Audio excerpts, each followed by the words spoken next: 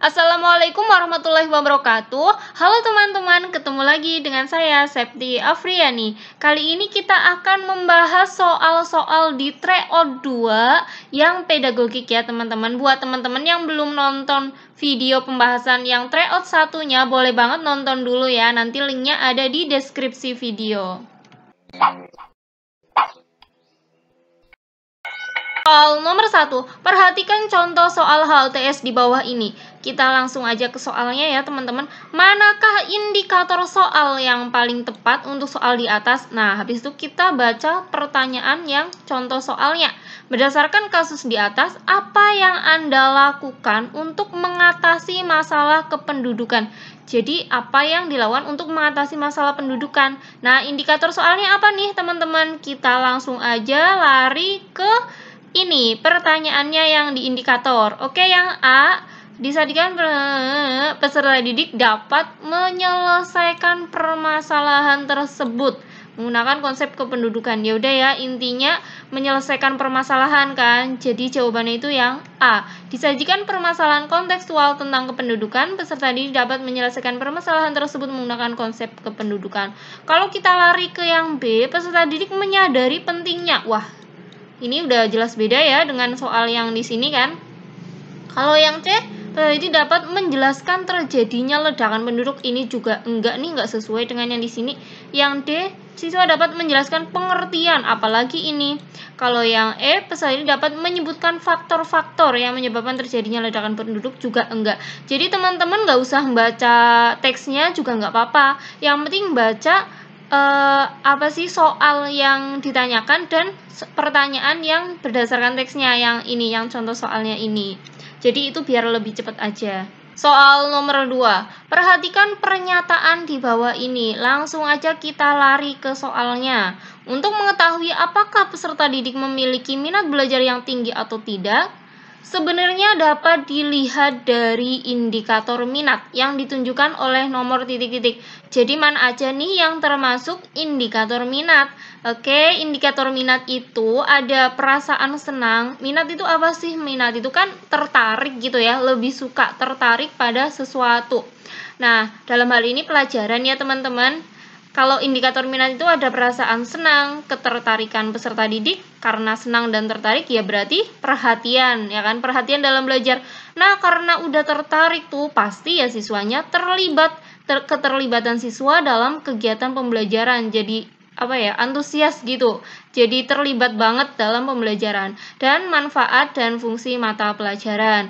Oke, kita cek yang nomor 1, perasaan senang, betul. Ketertarikan, betul. Perhatian, iya. Keterlibatan peserta didik dalam kegiatan pembelajaran, iya. Manfaat dan fungsi mata pelajaran, iya juga. Yang 1, 2, 3, 4, 5, loh, nggak ada. Jadi ya udah ya teman-teman, ini menurut saya nggak ada jawabannya. Kalau teman-teman ada pendapat lain bisa tulis di kolom komentar ya. Karena indikator minat ini saya dapatkan dari modul yang di seri P3K itu. Soal nomor 3, untuk menilai peserta didik dalam memahami paragraf, guru meminta peserta didik menuliskan kembali dengan menggunakan kalimatnya sendiri. Teknik penilaian apakah yang sebaiknya dilakukan oleh guru? Oke, teman-teman, di sini ada kata kuncinya ya, karena di sini ada kata-kata memahami. Nah, memahami itu kan masuknya ke ranah kognitif ya teman-teman, kepengetahuan berarti ini nanti kita ambil yang penilaian pengetahuan. Tes tertulis bisa jadi observasi, observasi kan sikap ya teman-teman. Produk juga keterampilan, praktik keterampilan, berarti kan antara tes tertulis dan tes lisan. Cuma teman-teman di sini itu ada tugasnya. Tugasnya ngapain sih? Tugasnya itu menuliskan kembali. Ya jelas ya, tes tertulis bukan tes lisan, berarti jawabannya yang A. Nah, kalau misal, kok nggak penilaian produk? Kenapa? Karena tadi ya teman-teman di sini ada kata memahami. Kalau produk itu lebih ke hasil karya. Misalnya membuat kerajinan tangan, terus membuat makanan atau apa. Soal nomor 4, ketika guru menekankan upaya agar peserta didik mencapai suatu pemahaman dan kesadaran yang tinggi akan terjadinya perubahan atau transformasi budaya dalam lingkungan sosialnya merupakan belajar titik-titik. Jadi teman-teman, menurut Habermas itu ada 3 belajar. Yang pertama itu belajar praktis. Jadi dia atau siswa atau peserta didik itu berinteraksi dengan lingkungan sosial. Ini tuh aku udah pernah bahas ya teman-teman di video teori belajar ya. Teori belajar. Praktis, ya intinya praktis ya, praktik dengan lingkungan sosialnya. Kalau emansipatory itu adalah kegiatan belajar itu menekankan upaya agar seseorang mencapai suatu pemahaman dan kesadaran yang tinggi akan terjadinya perubahan atau transformasi budaya dalam lingkungan sosialnya. Jadi ini intinya ada perubahan budaya dalam lingkungan sosialnya. Nah, berdasarkan soal, berarti jawabannya itu yang C, emansipatory. Nah, tipe belajar yang ketiga menurut Habermas itu adalah belajar teknis, yang siswa itu bisa berinteraksi dengan alam sekitar. Jadi bisa kita ingat-ingat ya teman-teman, kalau praktis ya dengan lingkungan sosial, dengan manusia, dengan lingkungan sosialnya pokoknya gitu. Emansipatory itu yang agak panjang gitu ya. Jadi ada perubahan budaya, transformasi budaya, pemahaman gitu-gitulah. Kalau teknis berarti dengan alam sekitar. Soal nomor 5, guru mempelajari latar belakang masalah, seluk-beluk, dan permasalahan peserta didiknya. Ketika kemudian guru memberikan informasi atau pengetahuan yang memadai kepada peserta didiknya, maka hal ini merupakan tahapan kreativitas dalam titik-titik. Jadi teman-teman ada 4 tahapan kreativitas. Yang pertama itu adalah persiapan meletakkan dasar, yang artinya tuh mempelajari latar belakang masalah, seluk-beluk, dan problematikanya. Pada tahapan ini diperlukan minat dan antusiasme untuk memperoleh pengetahuan dan informasi sebagai persiapan untuk kreativitas. Jadi ini ya teman-teman, persiapan. Jadi ya kalau persiapan ya sebelum kreativitas itu apa intinya kan? Persiapan meletakkan dasar ya, mempelajari latar belakangnya, mempelajari. Persiapan berarti mempelajari. Inkubasi. Kalau di virus-virus gitu kan, inkubasi itu apa? Waktu ya, waktu dari pertama terpapar virus sampai menunjukkan gejala. Nah, tapi kalau di sini artinya inkubasi itu adalah mengambil waktu untuk meninggalkan masalah. Jadi ada kata kuncinya waktu. Mengambil waktu untuk meninggalkan masalah, untuk istirahat, untuk santai. Terus mencari kegiatan yang melepaskan diri dari kesibukan pikiran mengenai masalah yang sedang dihadapi.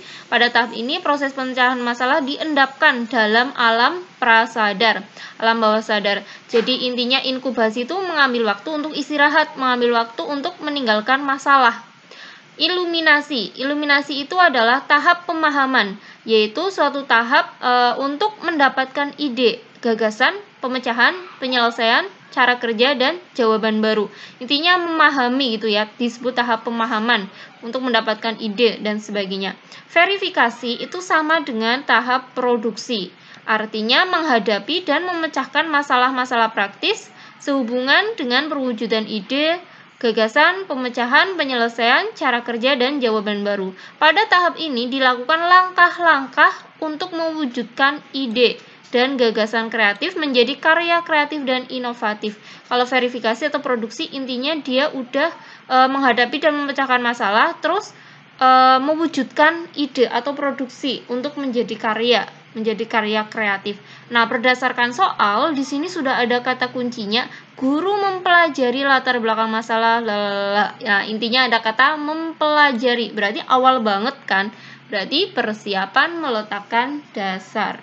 Soal nomor 6, perhatikan pernyataan di bawah ini. Langsung ke soalnya.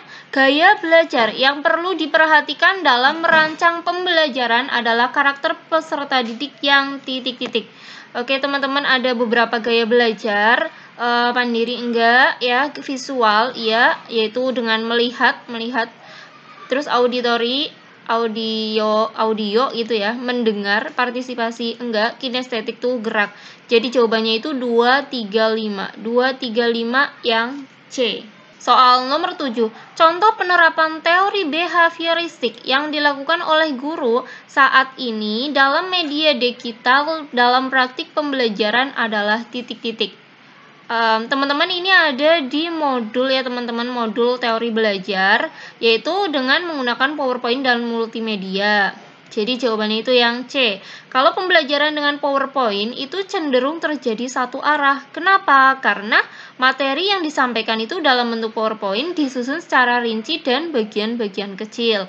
Kalau pembelajaran dengan multimedia, itu peserta didik diharapkan memiliki pemahaman yang sama dengan pengembang. Materi disusun dengan perencanaannya rinci dan ketat dengan urutan yang jelas.